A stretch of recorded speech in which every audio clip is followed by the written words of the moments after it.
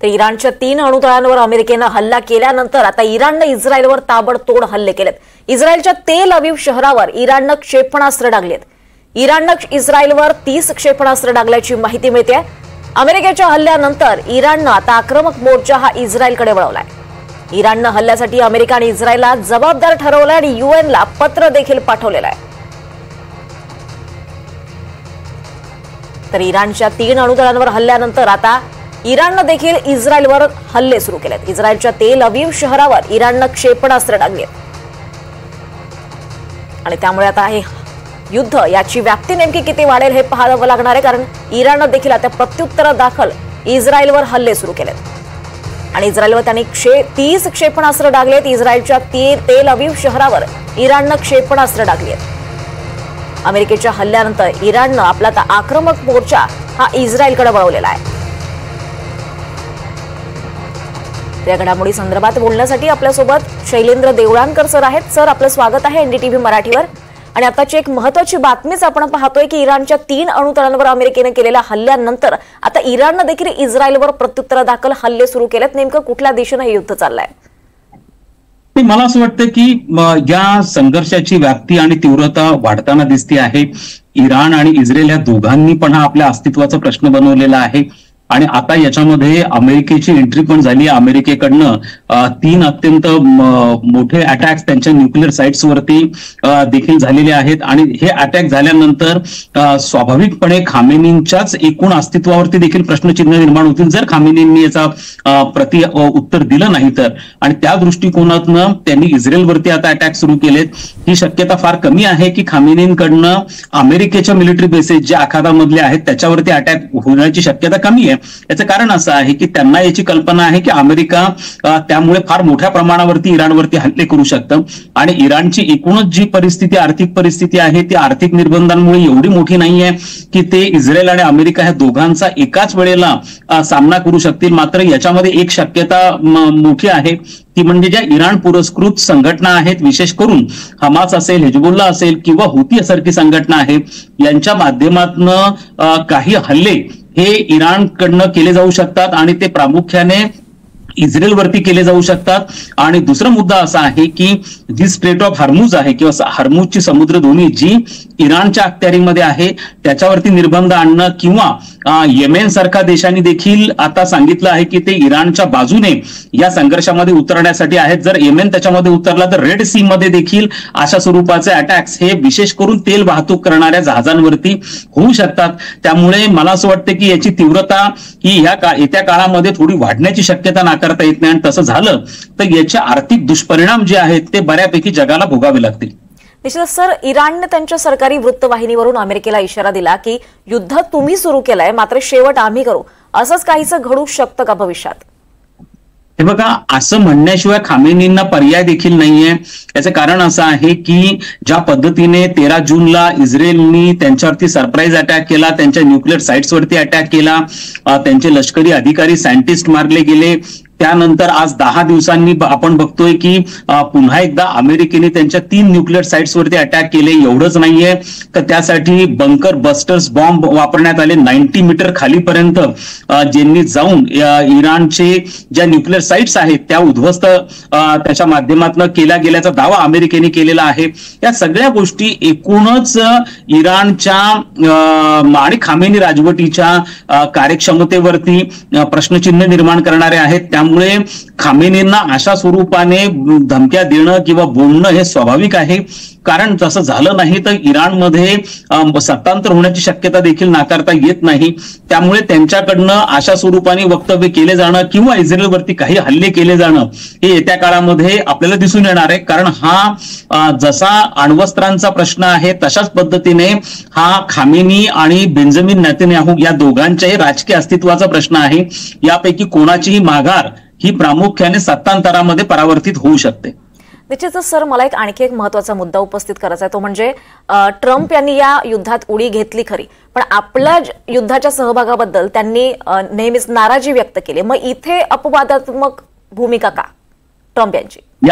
यासाठी आहे की इराण आणि अमेरिका यांच्यामध्ये इराणच्या अण्वस्त्र कार्यक्रमाच्या संदर्भामध्ये चर्चेच्या फेऱ्या चालू होत्या. त्यातली 7वी चर्चेची फेरी ही 12 जूनला होणार होती आणि त्यामुळे ह्या चर्चेच्या फेऱ्या चालू असताना अचानक ट्रम्प यांनी आपली भूमिका ही बदलली आणि त्यामुळे जो प्रश्न हा राजनैतिक माध्यमातून सोडवण्यासाठी, चर्चेच्या माध्यमातून सोडवण्यासाठी डोनाल्ड ट्रम्प हे प्रयत्न करत होते, ते आता फोर्सच्या माध्यमातून म्हणजे शक्तीच्या माध्यमातून सोडवण्याचा प्रयत्न करत आहेत.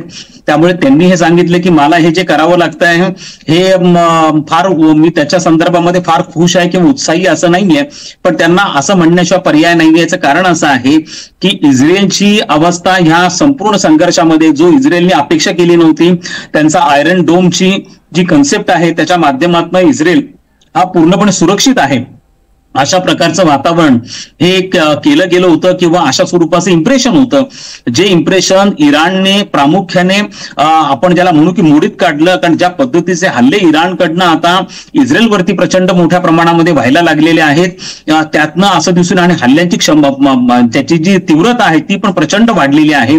त्यामुळे अमेरिकेवरचा दबाव हा वाढलेला होता. अमेरिकेमधली जी जू लॉबी आहे, जे अमेरिकेचं परराष्ट्र आणि संरक्षण धोरण आखातामधलं निर्धारित करते, त्यांनी अमेरिकेच्या ट्रम्पवरती दबाव टाकायला सुरुवात केला होता. कारण इस्रायलवरती अटॅक मोठ्या प्रमाणावरती होत होते. इस्रायलच्या राजधानीपासून हॉस्पिटल, शाळा, महाविद्यालय, ट्रेड, तुमच्या शेअर मार्केटच्या इमारती या सगळ्यांवरती अटॅक्स व्हायला लागले होते. त्यामुळे इस्रायलच्या मदतीला जाणं हे अत्यंत गरजेचं होतं आणि त्या दृष्टिकोनातून डोनाल्ड ट्रम्प यांची आणि अमेरिकेची या युद्धामध्ये एंट्री झालेली आहे. निश्चितच सर, आता भारताची नेमकी काय भूमिका राहील याबद्दल, कारण भारतानं कायमच तटस्थ भूमिका घेतली आहे, पण आता तटस्थ भूमिका घेणं आव्हानात्मक आहे का? नेमकं काय होईल? या संपूर्ण संघर्षामध्ये केवळ भारतच नाही तर चीनने देखील तटस्थ भूमिका घेतलेली आहे आणि भारताच्या दृष्टिकोनातनं भारत हा नेहमी शांततेच्या पक्षामध्ये आहे. पंतप्रधान नरेंद्र मोदींनी अनेक व्यासपीठांवरनं हे पुन्हा अनेकदा अधोरेखित केलंय की आजचं युग हे संघर्षाचं युग नाहीये, युद्धाचं युग नाहीये, हे संवादाचं, शांततेचं युग आहे. त्यामुळे चर्चेच्या माध्यमातून अशा स्वरूपाचे प्रश्न सोडवले जावेत ही आपली सातत्याने भूमिका राहिलेली आहे. या संघर्षामध्ये भारताचं आतापर्यंत तटस्थ भूमिका आणि ती स्वाभाविक आहे. याचं कारण असं आहे की इराण बरोबर आमचे ऐतिहासिक संबंध आहेत आणि त्यांच्याबरोबर आता चबहारच्या डेव्हलपमेंट विकासाचं कंत्राट देखील भारताकडे आहे.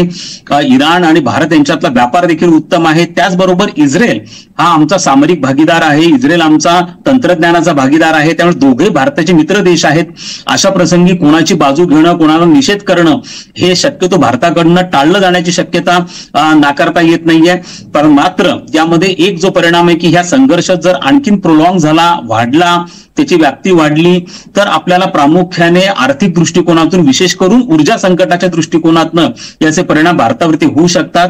आपण आपल्या गरजेच्या साधारणतः 60% तेल हे आखातामधनं आयात करतो. आपण Saudi Arabia, Iraq, UAE, Qatar यांच्याकडनं तेल आणि नैसर्गिक गॅस LNG आपण आयात करतो आणि प्रामुख्याने हे सगळे जे टँकर्स आहेत, जहाजं आहेत, हे स्ट्रेट ऑफ हार्मुज मधनं येतात. स्ट्रेट ऑफ हार्मुज मधनं भारताला जो तेल पुरवठा होतो त्याच्यापैकी 60% तेल पुरवठा स्ट्रेट ऑफ हार्मुज मधनं होतो आणि ती इराणच्या अखत्यारीमध्ये आहे.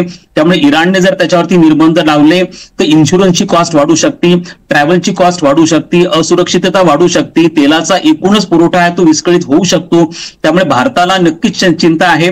भारताचे तेल साठवून ठेवण्याची क्षमता 45 दिवस आहे. त्यामुळे त्वरित आपल्यावरती परिणाम होईल असं आपल्याला वाटत नाही. मात्र जर हा संघर्ष पुढचे 15-20 दिवस चालला आणि जर त्याचा काही ऑइल टँकर्सवरती, तेल वाहतूक करणाऱ्या जहाजांवरती हल्ले व्हायला लागले तर मात्र भविष्यामध्ये याचे परिणाम हे भारताला देखील भोगावे लागू शकतात. निश्चितच सर, या देशाची हे जे युद्ध आहे याची व्याप्ती नेमकी किती वाढू शकते आणि चीन, रशिया, रूस हे जे आतापर्यंत या युद्धात उतरले नाहीयेत, मात्र या अमेरिकेच्या एंट्रीनंतर हे युद्धात प्रत्यक्ष उतरू शकतात का? नाही, ही शक्यता फार कमी आहे. याचं कारण असं आहे की रशिया ऑलरेडी एंगेज्ड आहे युक्रेन वॉरमध्ये. रशियावरती आर्थिक निर्बंध आहेत गेल्या 3 वर्षांपासून. रशियाची आर्थिक अवस्था तेवढी नाहीये. चीन या दृष्टिकोनातनं अजिबात प्रयत्न करणार नाही. उलट चीनची इच्छा आहे की अमेरिकेची इन्व्हॉल्वमेंट इथं वाढावी. म्हणजे अमेरिका हा रशिया युक्रेन युद्धामध्ये आहे, आखातामध्ये आहे. त्यामुळे अमेरिका प्री ऑक्युपाईड राहील आणि त्याचा फायदा हा चीनला आशिया प्रशांत क्षेत्रात मिळू शकतो, तैवानच्या विरोधामध्ये मिळू शकतो. त्यामुळे आणखीन एखादी आघाडी चीनकडनं उघडली जाण्याची शक्यता तैवानमध्ये नाकारता येत नाही, परंतु चीनची प्रत्यक्ष इन्व्हॉल्वमेंट यामध्ये असण्याची शक्यता फार कमी आहे. कारण जसा चीन आणि इराण यांचे व्यापारी संबंध मोठे आहेत, चीनच्या 400 अब्ज डॉलर्सच्या गुंतवणुकी ह्या इराणमध्ये आहेत, तसंच इस्रायल आणि चीन हे दोघं देखील अत्यंत त्यांचे सामरिक संबंध अत्यंत घनिष्ठ आहेत. त्यामुळे चीन इस्रायलच्या विरोधामध्ये किंवा इराणच्या बाजूने या संघर्षामध्ये उतरण्याची शक्यता फार कमी आहे. मात्र ही गोष्ट नक्कीच आहे की अप्रत्यक्ष मदत ही नेहमीच केली जाते. जसं आज इराणचा अण्वस्त्र कार्यक्रम जो आहे, युरेनियम एनरिचमेंटचा प्रोग्राम आहे, याच्या विकासामध्ये उत्तर कोरिया, चीन, पाकिस्तान आणि रशिया यांची भूमिका अत्यंत महत्वाची आहे. त्यामुळे अशा पद्धतीने अप्रत्यक्ष भूमिका घेऊ शकतात, परंतु प्रत्यक्ष युद्धामध्ये उतरण्याची शक्यता फार कमी आहे. निश्चितच शैलेंद्रजी, त्यामुळे आता हे युद्ध नेमकं कोणत्या दिशेला जातं, याची व्याप्ती किती होते हे पाहणं महत्त्वाचं ठरणार आहे. धन्यवाद, आपण या सगळ्या घडामोडींवर सविस्तर असं विश्लेषण केलं त्याबद्दल.